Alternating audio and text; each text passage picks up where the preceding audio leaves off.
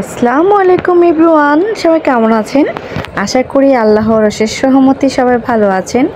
মধু মাস কিন্তু চলে এসেছে, আর এই মাসে আম লিচু খাবো না এটা কি হয় বলেন? বছরের প্রথম লিচু বাসায় আনা হয়েছে। আসলে আজকের লিচুগুলো খুবই দারুণ ছিল, টক মিষ্টি ছিল, বাট প্রথমের লিচুগুলো এরকমই হয়। আর আমার বাসায় আমি আর আমার মেয়ে লিচু আর আম খেতে খুবই ভালোবাসি।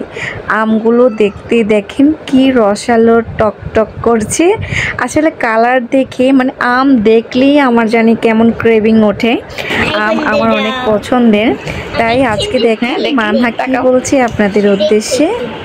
দেখবেন কেমন হয়।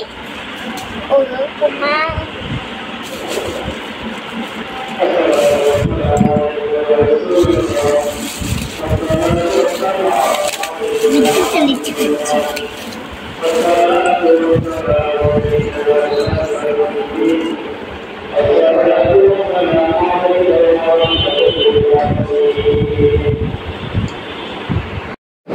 এখন যেহেতু আমের মাস, এখন দেশি আমগুলো নেমে গিয়েছে।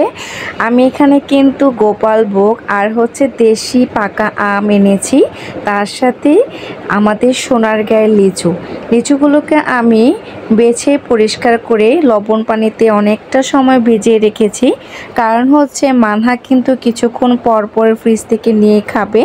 আর একটা আম দেখেন, আপনাদেরকে কেটে দেখালাম কি সুন্দরভাবে দেখেন কাটিংটা করেছি। এভাবে দেখলেই মনে হয় খেয়ে ফেলি। ছোটোবেলা যখন টিভিতে এরকমভাবে কাটতো দেখি বুঝতেই পারতাম না কিভাবে কাটা হয়েছে। আর সব কিছু কমপ্লিট করে আম খেয়ে দিয়ে রাতের বেলা দেখেন এখানে আমি একটু মাংস কষা করছি। এই মাংস কষাটা দিয়ে আজকে আমি চাপটি পিঠা দিয়ে খাবো। অনেক দিন হয় চাপটি পিঠা খাই না। এই যে দেখেন এভাবে হালকা করে কষিয়ে আমি এর মধ্যে একটু ঝোল দিয়ে একটু কষা কষা মাংস করব। আর সেই মাংসটা দিয়ে আমি আজকে চাপটি পিঠা খাবো।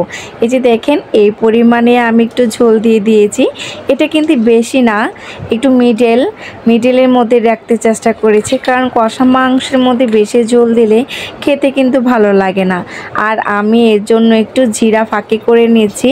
এখন যেহেতু বাসায় কারেন্ট নেই, এর জন্য আমি একটু হামার দিস্তার মধ্যে জিরাটা ফাঁকি করে এর মধ্যে দিয়ে দেব, কারণ মাংস কষা হবে, এর মধ্যে যদি আমি একটু জিরা না দিই খেতে ভালো লাগবে না। এটা আসলে আমি আমার মার থেকে পেয়েছি। আমার মা সবসময় মাংস কষার মধ্যে জিরা ফাঁকিটা দেয়, এতে কালারটাও খুব সুন্দর আসে, খেতেও খুব ভালো লাগে, আর গ্রানটাও খুব দারুণ আসে। এই যে দেখেন এখন এটা আস্তে আস্তে হয়ে এইটুকু হয়েছে ঝোলটা, আমি এতে নামিয়ে ফেলবো। আর এই যে চাপটি পিঠার সাথে আমি একটু সবজিও নিয়েছি। এই সবজিটা আসলে খুব দারুণ লাগে খেতে, মিক্স সবজি। আর এই চাপটি দেখেন একদম ক্রিস্পি চাপটিগুলা, এতে খেতে খুবই দারুণ। আশা করি আজকের ব্লগটি আপনাদের কাছে ভালো লেগেছে। ভালো লাগলে অবশ্যই লাইক কমেন্ট শেয়ার করে যাবেন। আল্লাহ হাফেজ।